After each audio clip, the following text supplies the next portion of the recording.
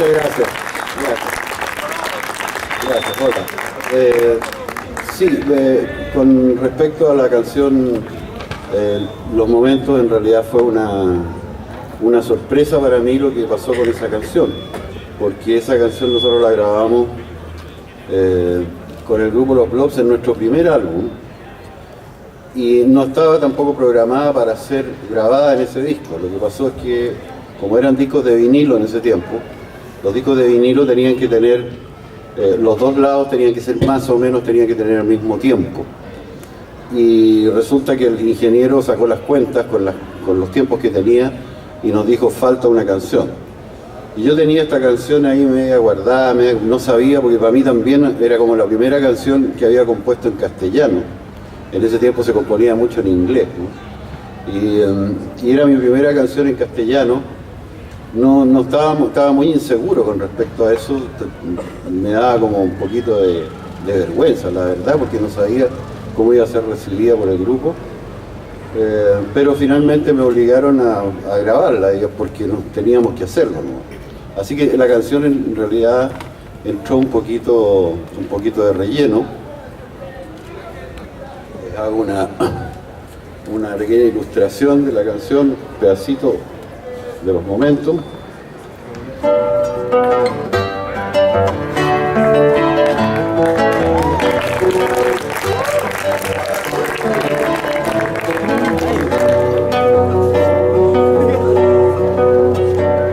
Tu silueta va caminando con el alma triste y dormida, ya la aurora no es nada nuevo a tus ojos grandes y pa' tu frente, ya el cielo y sus estrellas se quedaron mudos, lejanos y muertos a tu mente ajena. Nos hablaron una vez cuando niños, cuando la vida se muestra entera, y el futuro que cuando grande, ahí murieron ya por momentos, sembraron así su semilla, y tuvimos miedo, temblamos y en esto se nos fue la vida.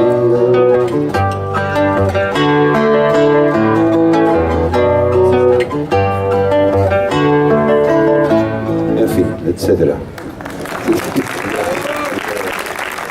Muchas gracias.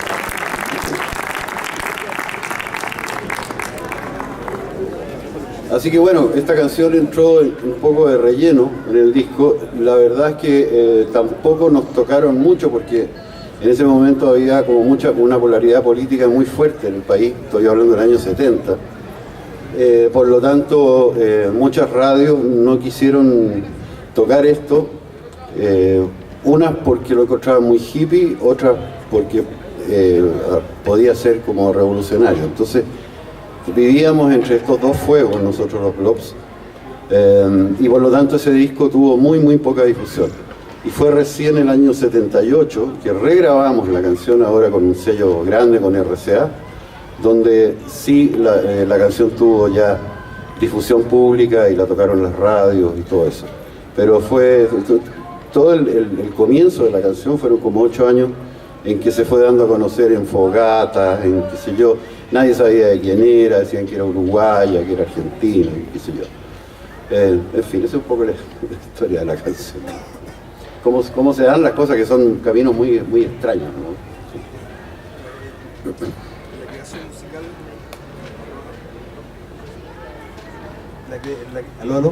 La creación musical es eso, no tiene uno, me imagino yo, que un gran creador no imagina en qué va a terminar su creación. O sea, solamente narra un momento. Exacto, es imposible saber lo que va a pasar con una canción.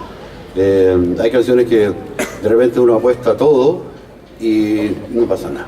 Y otra canción que, como en el caso de Los Momentos, que yo realmente no le di mayor importancia a la canción y pasaron muchas cosas. Entonces, eso también es un misterio, ¿no? No hay una fórmula en realidad, ¿no? Por tomando un poco el tema que recién hablaste con respecto a lo que había pasado en la década del 70, hubo una especie de repudio hacia la música rock, o por representar un poco a la música más bien de imperialista, se le llama. Sí. ¿Ustedes cómo vivieron eso? Se le cerraron las puertas a muchos grupos de rock, entonces eso lo dice la historia, ¿no? Sí, yo encontré que era una de las proposiciones más absurdas que he escuchado en mi vida.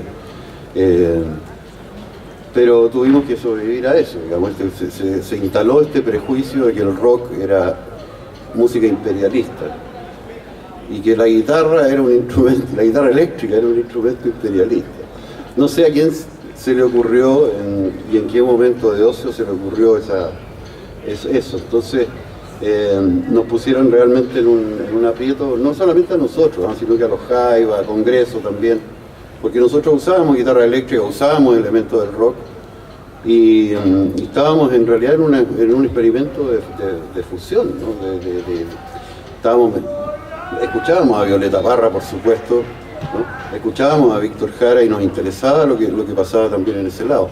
Pero bueno, había gente muy, muy dogmática también, que fue lamentable esa parte. Y en ese sentido, ¿qué significa para ti haber trabajado, por ejemplo, con Víctor Jara, que viene del mundo folclórico abiertamente, sí, pero también que él iba en la avanzada de algo más folclórico, y también con Ángel Parra, que eran dos representantes de la nueva canción chilena? Sí, lo que pasa es que Ángel y Víctor eran personas que se salían totalmente de la norma. De partida, Víctor era una persona tremendamente abierta, ¿no? Había estado en Inglaterra, era una persona que había escuchado, era amigo de Donovan, que es uno de los cantantes escocés de folk muy conocido, y él se acercó a los blogs porque nos escuchó y le interesó lo que nosotros hacíamos, y él nos invitó a que grabáramos con él en un álbum que se llama El Derecho a Vivir en Paz. La canción se llama El Derecho a Vivir en Paz, tal cual, y yo lo acompañé en otra canción en ese disco haciendo un tiple, que es una especie de guitarra chiquitita con cuerdas metálicas, una canción que se llama Abre la Ventana. Pero por ejemplo, y te lo digo y que es bien notable, porque Víctor jamás tocó el tema político con nosotros. Él estaba interesado en la belleza, en la creación, en todo eso. Entonces, en ese sentido, era una persona realmente que era tremendamente atractiva, ¿no? Como conversar con él, muy sensible, muy educado, además. Y el caso de Ángel igual. Ángel también era una persona tremendamente abierta. Entonces, ahí nosotros encontramos como un apoyo que además era necesario en ese momento. ¿Quieres estudiar algo? No sé. ¿Puede ser? ¿Vamos a escuchar otra cosa?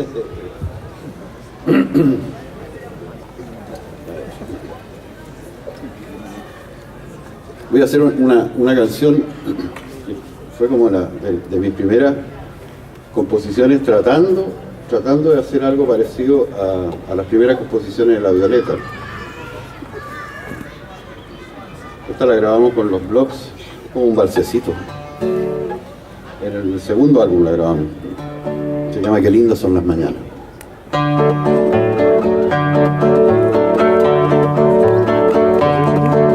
Qué lindas son las sonrisas que traes tan frescas por la mañana.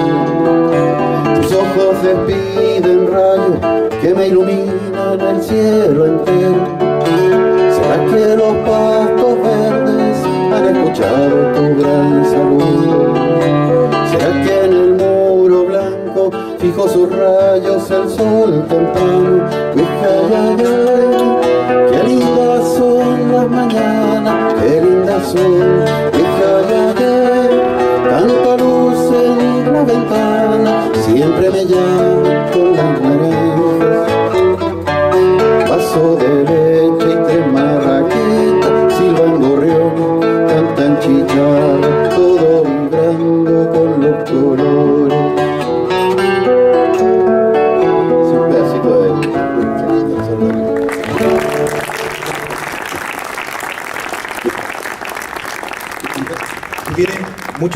tienes estudios de música docta, ya, conservatorio y todo eso, pero ¿cómo ¿Cómo te inspiras para tus canciones? ¿Cómo creas?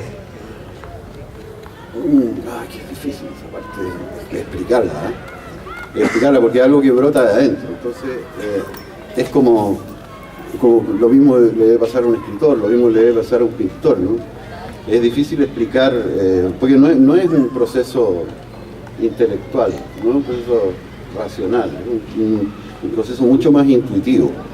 Es como ver cosas, a veces puede ser un libro, por ejemplo, que leo un poema, en el caso de Juan Ramón Jiménez, o de poeta español, o de Rilke, y ese poema te mete en un mundo, te mete en una atmósfera que uno, claro, siendo compositor y todo, tiene la capacidad de interpretar ese mundo, de alguna forma, y meterse en esta atmósfera y poder llevarla a algo concreto, ¿no?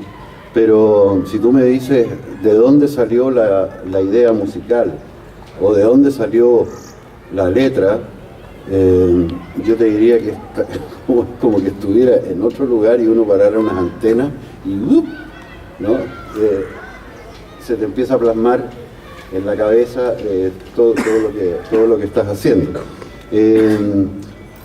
Ahora, esto que parece mágico no es tan así tampoco. Es decir, si uno quiere hacer una canción que sea bonita o que sea atractiva, tiene que tener también cierto conocimiento, porque si no puede ser algo muy básico. Entonces, en ese sentido, la técnica, obviamente la técnica en la guitarra, el hecho de haber escuchado y de haber estudiado composición, te da ciertas pautas, ¿no es cierto?, que son muy objetivas y que te ayudan justamente a poder construir esto que parece tan ¿cómo llamarlo?, volátil, ¿no?, tan inmaterial.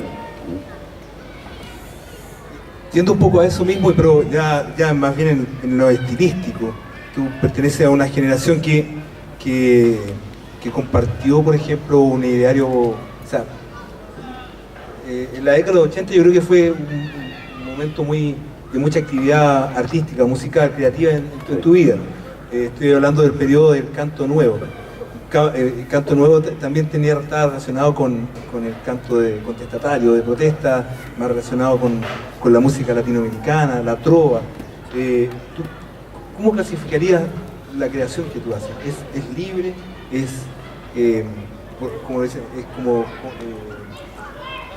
combativa? ¿O va por un lado de que ni por uno ni por otro? No, combativa no es reflexiva. Trato de buscar cuáles son las cosas que nos unen. Eso es lo que más me interesa. Y si tú te fijas, desde los momentos del año 70 hasta las canciones del último disco que salió en 2015, un disco que se llama Aquí en el Barrio, que está disponible en las plataformas típicas, ¿no? Tú te das cuenta que en el fondo hay un continuo, no es que hayan como vino la época en los 90 de la salsa, entonces no, escucha, me puse a hacer salsa, ¿te fijas? No, hay un continuo en las canciones, hay un continuo en las letras también. Si ustedes leen las letras se van a dar cuenta que todas de alguna forma están relacionadas y muchas de ellas tienen elementos comunes también, ¿no? Así que en ese sentido es más bien un camino, ¿no? Un camino que elegí, creo que intuitivamente y sanamente también, ¿no? En el sentido de que me ha permitido a mí ser muy feliz con lo que hago. O sea, me siento muy contento. Me costó muchos años, eso sí. O sea, porque claro, ahora, bueno, puedo vivir de la música y en fin, pero sobreviví de la música hasta hace 10 años. O sea, este es un camino muy duro, es muy difícil. Bajo esa perspectiva, ¿lo recomendarías como...? Porque aquí en el colegio las opciones de estudiar algo relacionado con música, por ejemplo, o dedicarse de lleno a la música, como a lo mejor he conversado con algunos alumnos de acá, es difícil, es más complejo que otro, es lo mismo. En el fondo requiere igual la misma cantidad de trabajo, la misma cantidad de esfuerzo. Yo creo que al final, si tú quieres, primero que nada, creo que lo más importante es que tú elijas lo que te gusta. Eso sí, porque trabajar en lo que no te gusta toda la vida, pucha, realmente eso sí que puede ser verdaderamente un calvario, ¿no? Y una vez que te gusta algo, tienes que, si te gusta, estoy seguro que te vas a apasionar por eso. Puede ser la arquitectura, incluso puede ser la economía, si está todo bien. Pero la cosa es que te apasione. Y si te apasiona, viene la segunda pata, que es trata de hacerlo lo mejor posible, lo mejor que puedas, o sea, con todas tus capacidades, ¿no? Y en el caso especialmente de la música y del arte en general, se necesita también mucha perseverancia, porque es como una carrera de obstáculos, sobre todo en el arte. De repente hay caídas, de repente hay reconocimiento, de repente no hay reconocimiento. Es un mundo un poquito menos objetivo quizás que las ciencias, ¿no? Y más caprichoso, y por lo tanto en eso sí hay que ser constante y no desanimarse nunca, ¿no? Tu experiencia en el cine, obviamente que Los Navegantes es otra canción muy famosa tuya. Tu experiencia en el cine, ¿cómo llegas ahí? Ah, ya me asustaste porque pensé como actor, es que actuar en una película fue un desastre. A ver, en el cine, bueno, está Jorge López, director de la película El último grumete, que fue una de las pocas películas que se hicieron en los años, en el comienzo de los 80, en Chile. Me pidió que le hiciera el tema principal para esta película basada en la obra de Francisco Coloane, ¿no? Y yo acepté, feliz. Un poquito apurado nomás porque me dio 3 días para hacer la canción, entonces tenía que sincronizar, no sé qué. Y mi problema en realidad fue, más que la música la hice muy rápido, pero la letra no sabía qué hacer porque no quería que la canción fuera una especie de raconto literal de la película, o sea, la película era la película y si la canción contaba la película me parecía un poquito redundante, ¿no? Entonces lo que hice ahí fue finalmente tomar algunas pinceladas del libro de Coloane con mucho respeto y mezclarla con mi propia experiencia como tripulante. Yo cuando tenía 20 años me embarqué en el Donamira, así se llamaba el barco, un barco que salió de Valparaíso, que iba a cargar salitre al norte y después seguía a España. Me fui en ese barco trabajando, fui parte de esa tripulación. Y la verdad es que fue una de las experiencias más lindas y más formativas de mi vida, al punto de que me costó harto bajarme del barco. Pero finalmente, después de unos lagrimones y hartos abrazos ahí con toda la tripulación, ganó la música y me bajé. Entonces en esta canción hay un poquito de las dos cosas, ¿no?, que te estaba contando. Navegante se llama esta canción.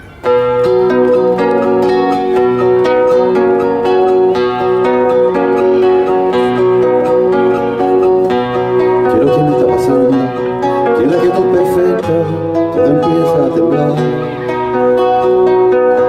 se remueven mis caminos, se hace trizas el retrato de mi infancia y su calor. Mi familia y mis amigos se me ponen frente a frente y solo me hacen pensar si al medio de esta tormenta nacerán las flores de un lugar azul inmenso.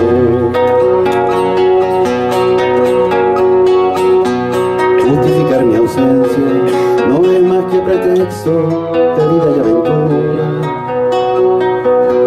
Como oración sin leyes, en libertad inquieta, mi rostro se bañaba con el fulgor de las estrellas que cantan la mañana bien juntas con mis sueños. Todo estaba allí trenzado hasta que di el paso, hasta que tu amor me dijo: y si el cielo lo cambiaras por toda la realidad, sé que todo sería tan diferente, ya que la fe que tú has puesto no se juega, no se tranza ni por un solo momento. Es fogata que corre en tus venas, es quizá tiempo gastado, que llevas dentro, primero y sin segundo, el amanecer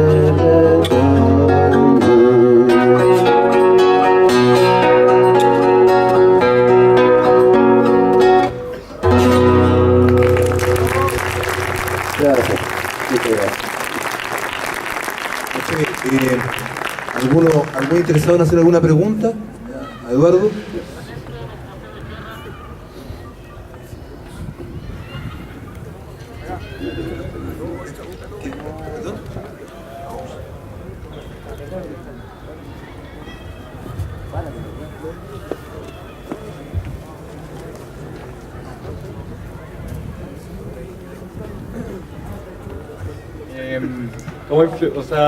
¿Cuánto influyó la época de la dictadura para su desarrollo musical y si se sintieron más o menos perseguidos?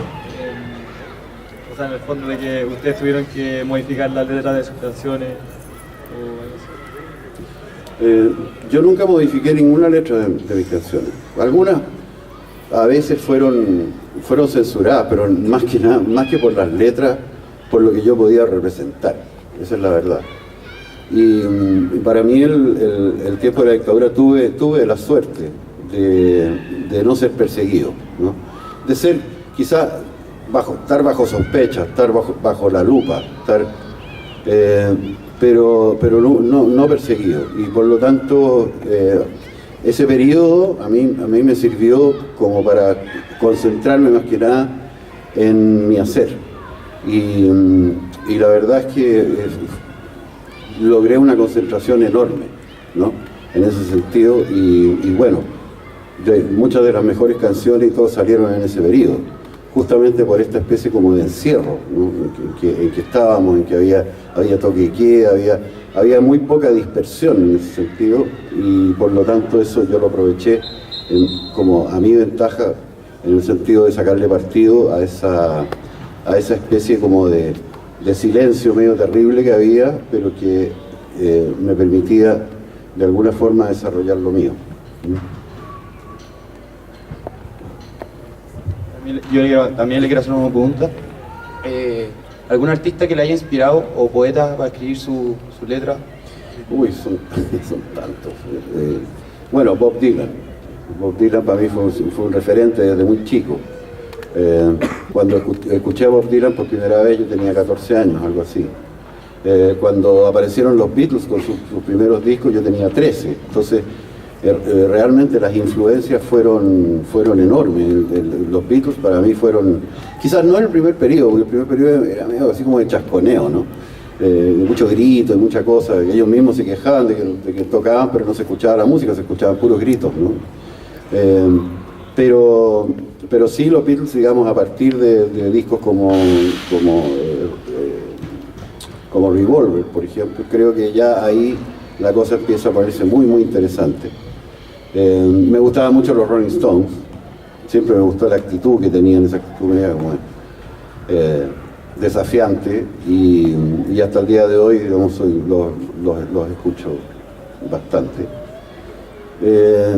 Violeta Parra fue para mí también, tuve la suerte de verla, de escucharla y verla una vez, fue la única vez en mi vida que fue con mis padres, me invitaron una noche a la Peña de los Parra, que yo no iba a ir, además porque me dijeron que vamos a ir a ver una señora que canta, me lo explicaron mal, entonces yo decía ir a ver una señora que le gusta a los viejos, de repente me voy a encontrar con cualquier cosa, pero no tenía nada que hacer y me invitaron y ellos pagaban la cuenta, o sea, tenía su atractivo el panorama, y me llevan a este lugar y era la Peña de los Parra, nada menos, y esa noche cantaba Violeta Parra, y para mí fue una revelación. En ese sentido fue como, porque en mi ignorancia a esa edad yo pensaba que el folclore era la cueca, la tonada y nada más, y cuando la escuché a ella me di cuenta que había todo un mundo por explorar, y ahí se plantó una semilla indudablemente dentro mío, porque yo creo que los momentos y las canciones que vinieron después están totalmente relacionadas con esa experiencia.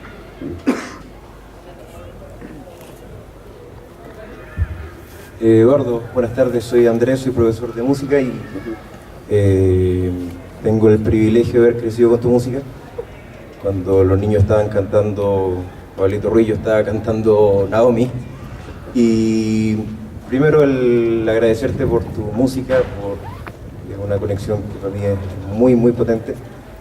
Y aprovechando estas extrañas oportunidades que uno tiene de confrontarse con la persona que escribió de las canciones que uno más quiere, preguntarte por la letra de Viaje Definitivo. Y si es que nos puede regalar un trocito de eso. Sí, claro. Viaje definitivo, la letra no es mía, es de Juan Ramón Jiménez, poeta español, que escribió este poema cuando ya tenía una edad bastante avanzada y estaba bastante enfermo.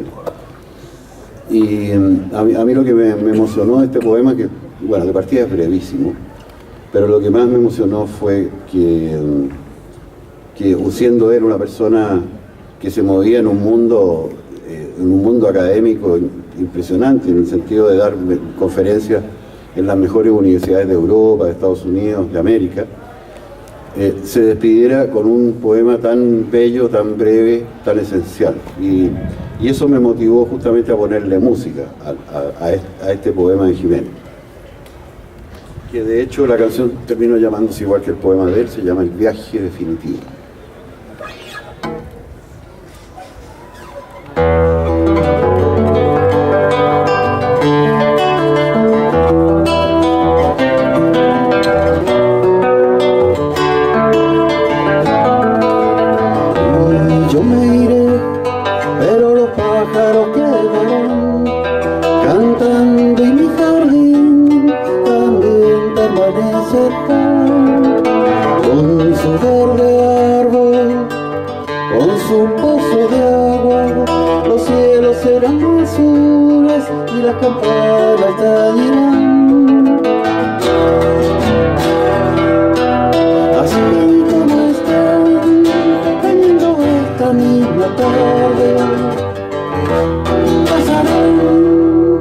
La gente que me amó y la ciudad renacerá cada año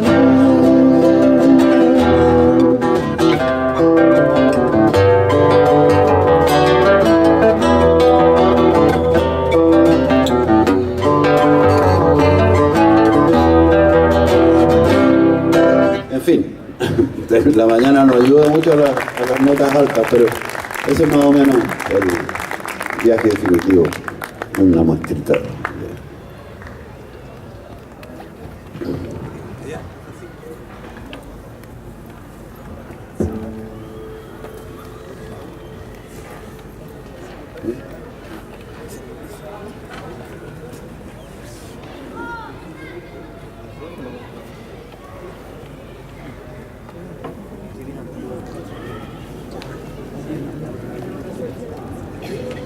Don Eduardo, colega, se da en la poesía que los poetas escriben un poema, todo, que se llama manifiesto, donde ellos de alguna manera plasman su forma de ver la realidad y donde también de alguna manera cómo sienten ellos respecto a lo que ha sido su historia. A mí me parece que en la canción La Loba, me da la impresión, hay un poco de eso en su creación, ¿no? Me parece una canción un poco más política también.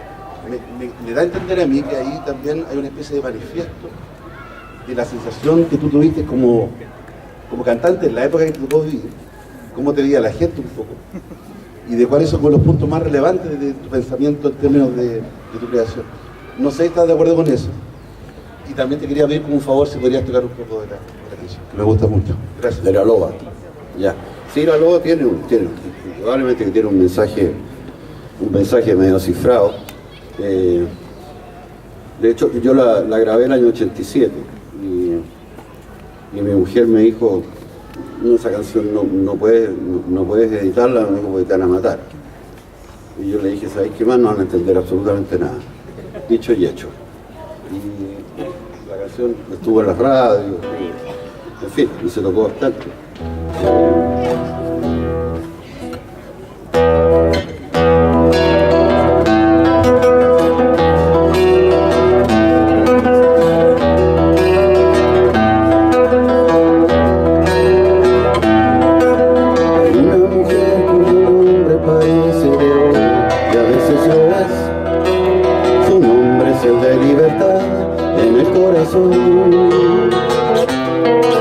De humano que cubre el mundo con su trabajo y su vaso de vino, le dicen de todo cuanto hay en fuertes discursos.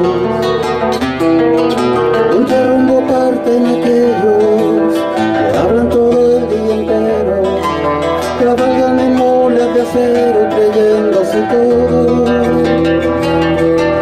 La muerte le llega sin culpa, sin ropa ni tono en la capa, ya que la ley de la tierra entera es más fuerte que tu vanidad. Miraría polvito por ti, hombrecito en el tiempo. Tus cielos son perdones en tierra más allá del ancho mar.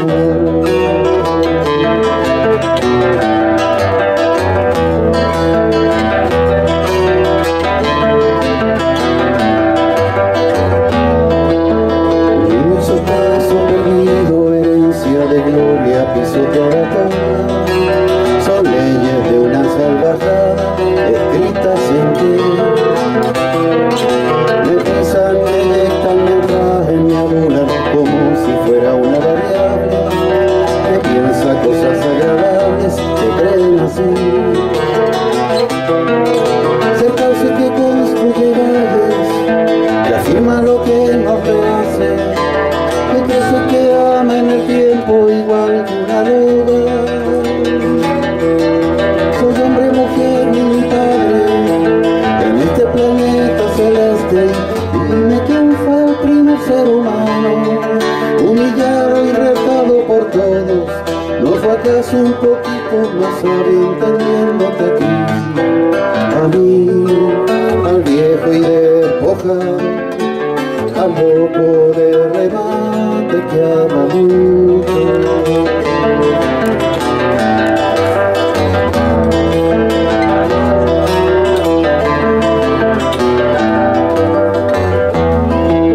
Cariño y tormento, verdad y mentira, conversamos lugares comunes.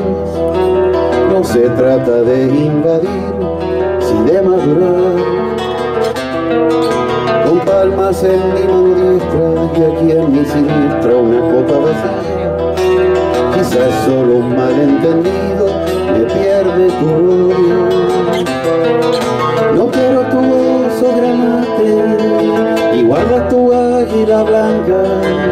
No sea que acaso se mueran de sed y de hambre.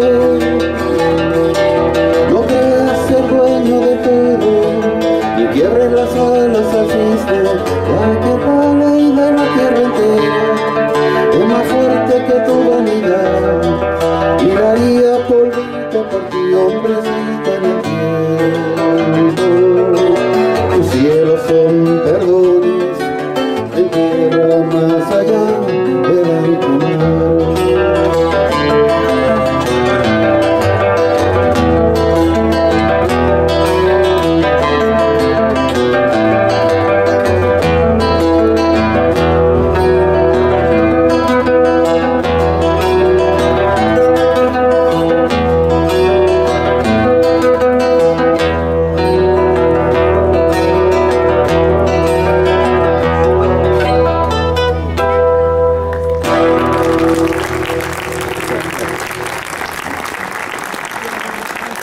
La canté entera porque para que vieran un poco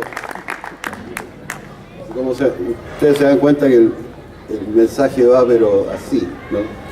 Y está todo el tiempo como fue entretenido, muy entretenido hacer esa canción, fue muy entretenido, era como tratar de hacer una canción en clave.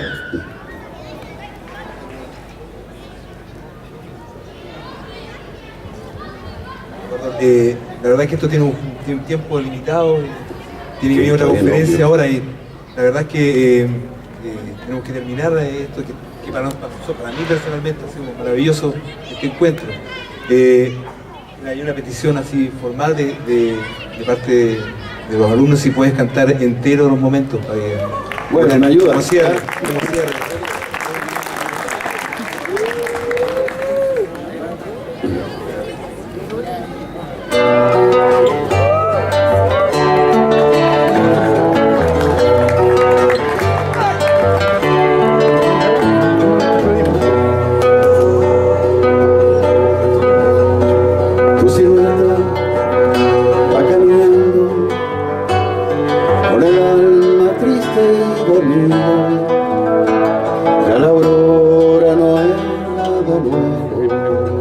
A tus ojos grandes y pa' tu frente.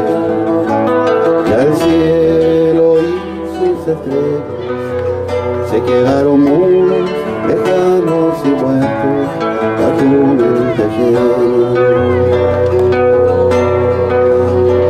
Nos hablaron una vez cuando niños, cuando la vida se muestra entera, que el futuro que cuando grande, ahí murieron ya los momentos, sembraron así sus semillas, y tuvimos miedo, temblamos violentos, se nos fue la vida.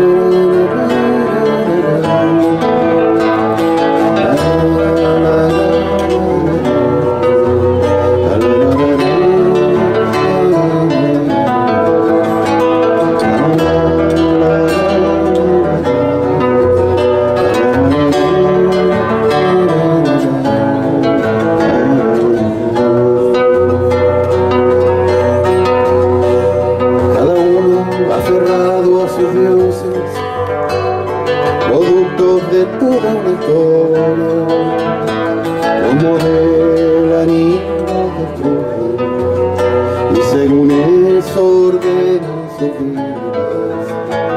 En la frente les ponen monedas, en sus largas manos les cuelgan candados, letreros y rejas.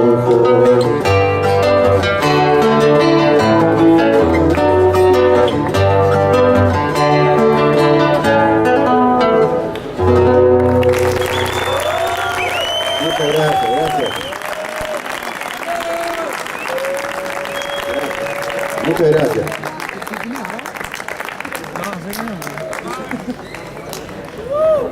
Eduardo, sí, bueno, agradecer nuevamente la presencia de Eduardo Gatti acá en el colegio. A través del centro alumno queremos hacer un presente.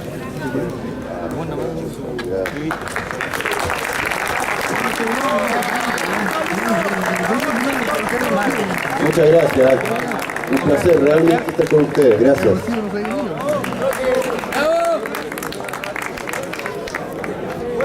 ¡Bravo!